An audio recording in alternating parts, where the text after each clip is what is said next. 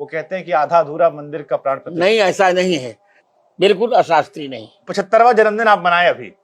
हमको लगता नहीं कि भगवान इससे अच्छा तोहफा कोनो साल दिए होंगे। इस साल तो सीधे रामलला प्राण प्रतिष्ठा होने वाली जन्मदिन के बाद। सही बात है, इसीलिए इस बार मैं बहुत प्रसन्न भी हूँ, और ऐसा उत्सव भी आपने कभी नहीं देखा होगा। अच्छा महाराज जी, थोड़ा प्राण प्रतिष्ठा समझा दीजिए दर्शकों को, बहुत लोग जानते प्राण हैं। प्रतिष्ठा में और सामान्य कुछ ऐसे विग्रह हैं जिनकी प्राण प्रतिष्ठा नहीं करनी पड़ती। हमने 441 प्रमाण दिए थे जी, और उत्खनन करने पर 437 प्रमाण सत्य निकले थे। 4 धूमिल थे, वो भी मेरे पक्ष में आए। आपने हनुमान चालीसा की कुछ चौपाइयों को भी संशोधित किया अभी। संशोधन नहीं किया, संपादित किया। पुराने प्रतियों में जो था वही मैंने कहा। तो राम हनुमान चालीसा में भी मैंने जी 4 बहुत बड़े अपराध किए थे। शिवसेना के एक नेता है संजय राउत, वो कल कह दिए कि मंदिर वहां नहीं बन रहा है, 3 किलोमीटर दूर बन रहा है। नहीं, वो मूर्ख है। दिल्ली में मेरा पांडाल जलाया गया मुझे मार डालने के लिए। मेरा चांदी का सिंहासन जल गया। राम भक्त निहत्थे थे, राम भक्तों पर मुलायम सिंह ने गोली चलवाई जी। पूरी अयोध्या हाहाकार कर उठी। सरयू माँ का श्वेत जल लाल हो गया। पुलिस ने मेरी इस शारीरिक असमर्थता की भी परवाह नहीं की और डंडे चला दिया। आपके हाथ पे चोट भी आ गई थी, कहीं यही हाथ था? यही। अरे भगवान। देखो ये टेढ़ी हो गई ना। हाँ हाँ ये दिख रहा जी, यहाँ टेढ़ी हो गई। जी जी जी। यहाँ डंडा पड़ा। ये 11 जुलाई 2003 से 19 जुलाई 2003 तक मेरी गवाही चली थी लखनऊ खंडपीठ में। एक एक अपने उत्तर में विपक्षियों के 50-50 प्रश्नों के उत्तर समाप्त किए जी। और 7 दिन में उसी प्रकार निचोड़ के रख दिया जैसे कोई नींबू निचोड़ देता है। अरे हमने नहीं देखा है, आप बताइए कि हमारे प्रभु राम कैसे लगते हैं? आप सीन वैसा सौंदर्य तो इतना कोमल शरीर की लगता छूने से कहीं कहीं उनका उनका त्वचा निकल न जाए।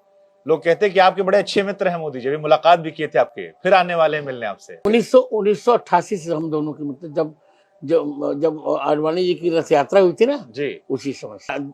श्री कृष्ण की लीला केवल श्रवणीय है, सुनी जा सकती है। जी। और राम जी की लीला श्रवणीय भी है, अनुकरणीय भी है।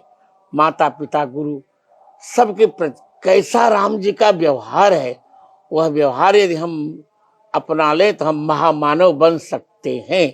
जय श्री राम।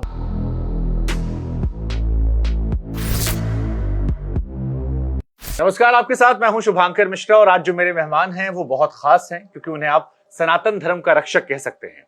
एक ऐसे व्यक्ति हैं जो अपने आप में चमत्कार हैं, ईश्वरीय ताकत का आपको एहसास कराते हैं और मेरा सौभाग्य है कि आज मुझे जगत गुरु स्वामी रामभद्राचार्य जी महाराज साहब बैठने का मौका मिल रहा है, जो रिश्ते में मेरे पटीदार भी हैं, तो इस बात को लेकर मैं और ज्यादा प्रसन्न हूँ। मैं पटीदार नहीं, रिश्ते में आपके परिवार का हूँ। हाँ, मेरे परिवार के, मेरे बड़े हैं, मेरे बुजुर्ग आप हैं। लेकिन महाराज जी 75वां जन्मदिन आप मनाए अभी। हमको लगता नहीं कि भगवान इससे अच्छा तोहफा कोनो साल दिए होंगे। इस साल तो सीधे रामलला प्राण प्रतिष्ठा होने वाली जन्मदिन के बाद।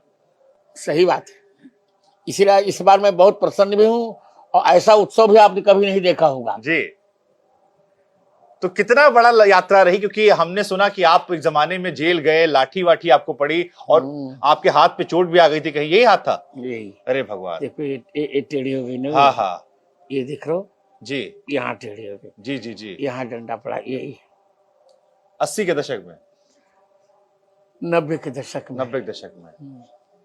तो हम चाहते थोड़ा उस यात्रा के बारे में आप बताएं, क्योंकि देश जानना चाहता आपको, सुनना चाहता आपको। 1984 में आंदोलन प्रारंभ हुआ। उस समय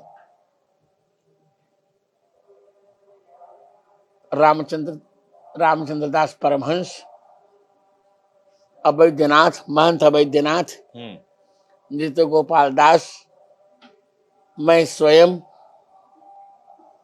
अशोक सिंघल जी, इन्हीं गिने लोगों ने मिलकर के इसको प्रारंभ किया था जी। आज सब लोग आ गए हैं, हमने किया, पर ये स्थिति ये थी।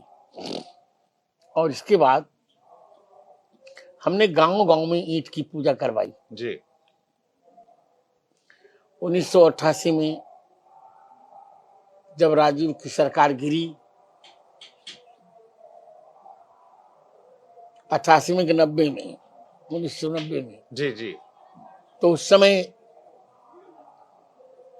राम भक्तों निहत्थे राम भक्तों पर मुलायम सिंह ने गोली चलवाई। जी पूरी अयोध्या हाहाकार कर उठी और सरयू मां का श्वेत जल लाल हो गया।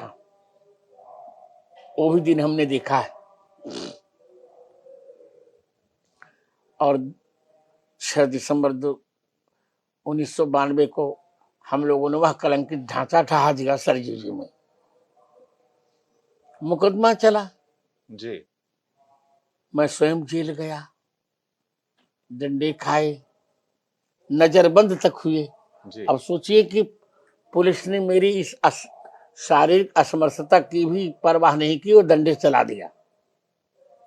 तो मेरी दाहिनी कलाई टूट गई। आप देखिए, देख पा रहे होंगे और कैमरे में भी देख सकते हैं। जी जी जी वीपी सिंह की सरकार, नहीं, नरसिम्हा राव। नरसिम्हा राव सरकार। हाँ इसके बाद दिल्ली में मेरा पांडाल जलाया गया मुझे मार डालने के लिए। मेरा चांदी का सिंहासन जल गया, पांडाल जल गया। मेरी कथा चल रही थी दिल्ली में,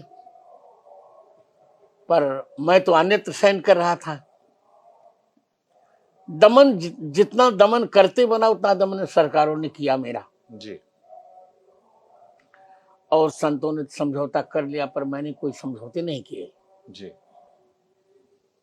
और 2003 में जब शास्त्रीय गवाही का प्रश्न आया तो सभी शंकराचार्य मुकर गए, सभी मठाधीश मुकर गए। यहाँ के सबने कहा मेरे ठाकुर जी मना कर रहे हैं। मैंने कहा सुनो, मैं वशिष्ठ गोत्रीय ब्राह्मण हूं और नियम है कि जिस मुकदमे में वादी नाबालिग होता है, अवयस्क होता है, जी वहां माता पिता गुरु ही पक्ष लेते हैं। मैं उनके गुरु गोत्र का हूं। जी मेरे पूर्वजों ने राम जी का नमक खाया, मैं भी राम जी का ही नमक खा रहा हूं। मेरे ठाकुर मना भी करेंगे तो मैं कह दूंगा तुम चुप रहो, मैं जाऊंगा, तुम अभी अवयस्क हो। जी और मैं गया। 11 जुलाई 2003 से 19 जुलाई 2003 तक मेरी गवाही चली थी लखनऊ खंडपीठ में। जी जब मेरी गवाही होती थी तो 300 वकील थे वहां। सारे अब लोग अपना मुकदमा छोड़कर हमारे ही हाल में बैठ जाते थे मेरी गवाही, मेरा बयान सुनने के लिए कि मैं कह क्या रहा हूं जी और विपक्ष पूछ क्या रहा है। विपक्ष ने मेरी हत्या के लिए जी या मुझे असंतुलित करने के लिए या मुझे चुप करने के लिए, मुझे पता है $45,000 दिया था उस जमाने में। उस समय, जी पर सब कुछ असफल हुआ। और भारत माता के आशीर्वाद से, राघवेंद्र जी के प्रताप प्रसाद से मैंने एक एक अपने उत्तर में विपक्षियों के 50-50 प्रश्नों के उत्तर समाप्त किए जी और 7 दिन में उसी प्रकार निचोड़ के रख दिया जैसे कोई नींबू निचोड़ देता है। अरे तो हम चाहते हैं महाराज जी आप बताइए कैसे कैसे जी बोल रहा हूं। पूरे प्रश्न तो नहीं बता पाऊंगा, जी वो तो छपा है, न्यायालय से ले लीजिएगा, 100 पृष्ठों में है। जी 2-3 बातें जो बहुत ही रोचक है वो बता रहा हूं। विपक्षी वकील ने पूछा, जलानी थे उस समय, कि रामचरितमानस में राम जन्मभूमि का कहां प्रसंग है। जी तो मैंने बताया कि रामचरितमानस के बालकांड उत्तरकांड के 4थे दोहे की 5वीं पंक्ति में प्रकरण है, जन्मभूमि मम पुरी सुहावनी, उत्तर विदिश वह सरजू पावनी। पूरी शब्द में सप्तमी है, जी अर्थात मेरी पूरी अयोध्या में जो मेरी जन्मभूमि है उसके उत्तर दिशा में सरयू जी बहती हैं। जी और स्कंद पुराण में तो यहां तक है कि 300 धनुष की दूरी पर सरयू बहती हैं। और जब नापा गया तो वही निकला राम जन्मभूमि के मंदिर से 300 धनुष की दूरी पर ही सरयू बह रही थी। अब थोड़ी परिवर्तित की है, पर वहां सरयू की धारा के स्रोत हैं आज भी। जी। हमने 441 प्रमाण दिए थे जी। और उत्खनन करने पर 437 प्रमाण सत्य निकले थे। 4 धूमिल थे, वो भी मेरे पक्ष में आए। क्या बात है महाराज जी। उन्होंने यहां तक पूछा कि तुलसीदास जी ने और कुछ कहा है? मैंने कहा देखो, तुलसीदास जी मस्जिद नहीं मानते थे, वो राम जन्मभूमि का स्थान ही मानते थे। इसे कवितावली के उत्तरकांड में 96 छंद में कहा, मांग के खइबो मसीत को सोइबो। मांग के खा लेते थे और विश्राम करने के जो इनकी मस्जिद थी वही राम जन्मभूमि स्थान मानकर तुलसीदास जी सो जाते थे। और तुलसी दोहा शतक एक उनका ग्रंथ है जी। उसमें स्पष्ट लिखा है, राम जन्म जन्म मही मंदिर ही तोरी मसीत बनाए, बहु हिंदुन जवन निहती तुलसी की निहाय। उन्होंने फिर पूछा कि वेद में कोई प्रमाण है? मैंने कहा वेद में चारों वेद राम जी के गुण गाते हैं, पर स्पष्ट रूप में अथर्ववेद के 10वें कांड के 31वें अनुवाक के जी। द्वितीय मंत्र में प्रमाण है, अष्टाचक्रा नवद्वारा देवानां पूर्वयोध्या यस्याम हिरण्मयः कोशः स्वर्गो ज्योतिषावृतः। 8 चक्रों वाली 9 द्वारों वाली देवताओं की वह पूरी अयोध्या है, जिसमें एक मंडप के आकार का स्वर्ण भवन है जी। सोने का महल है। उसमें स्वर्ग से 34 पुंज से युक्त एक महापुरुष प्रकट हुआ। ये वेद का वाक्य। तब मुस्लिम जज जो थे उन्होंने कहा, sir you are divine power. जी जी। और वही मेरा वक्तव्य सुप्रीम कोर्ट में भी आया। जी। 8 नवंबर 2019 को जब निर्णय देने का निर्णय आया तो अशोक भूषण ने कहा, चीफ जस्टिस से सर एक बार जगत गुरु जी का बयान पढ़ लिया जाए। जी। पढ़ने के बाद 9 नवंबर 2019 को हमारे पक्ष में निर्णय आ गया। जी।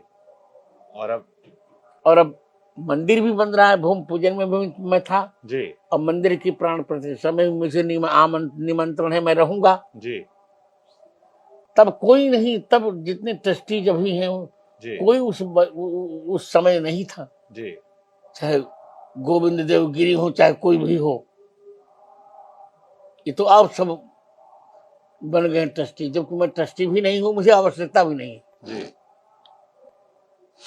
मुझे तो रामलला का गर्भगृह में प्रवेश चाहिए था, वो हो रहा है। और मैं उतना ही प्रसन्न हूं जितना कि वनवास से लौटने पर राम जी के प्रति अयोध्या वासियों में प्रसन्नता थी जी, उतना ही मैं प्रसन्न। जय श्री राम। महाराज जी, अब इस बीच में बहुत सारे शंकराचार्य लोग जो हैं बहुत कुछ टीवी बोलते हैं दिन रात, आप तक भी खबर पहुंचती होगी। मुझे सब कुछ पता है जी, तो क्या जवाब देंगे आप उन लोग को? उनको क्या, जो वो हमसे पूछे तो मैं जवाब दूं, मैं तो जवाब देने को तैयार हूं जी। वो कहते हैं कि आधा अधूरा मंदिर का प्राण प्रतिष्ठा। नहीं, ऐसा नहीं है। गर्भगृह मुख्य था जी, गर्भगृह में राम जी को पधराना शास्त्र संगत है जी, बिल्कुल अशास्त्रीय नहीं जी। वो क्या बोलेंगे? मैं भारत में आज आप वशिष्ठ गोत्री हैं, मैं बहुत गर्व से कह रहा हूं कि भारत का आचार्य जी आज मेरे सामने 5 मिनट भी शुद्ध संस्कृत नहीं बोल सकता जी। तो जो कुछ हो रहा है शास्त्रीय है जी। और